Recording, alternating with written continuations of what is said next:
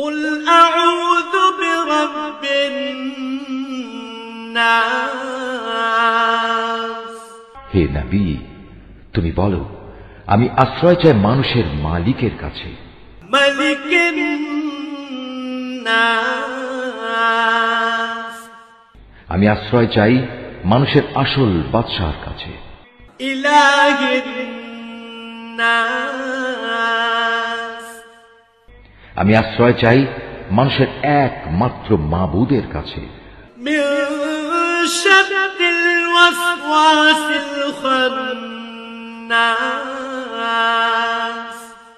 আমি আশ্রয় চাই কুমন্ত্রণা দানকারীর অনিষ্ট থেকে, যে প্ররোচনা দিয়েই গা ঢাকা দেয়।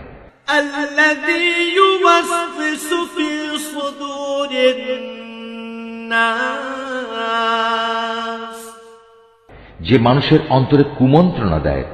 من الجنة والناس জিনদের মধ্যে থেকে হোক বা মানুষদের মধ্যে থেকে হোক, তাদের অনিষ্টের হাত থেকে আমি আল্লাহ তাআলার কাছে আশ্রয় চাই।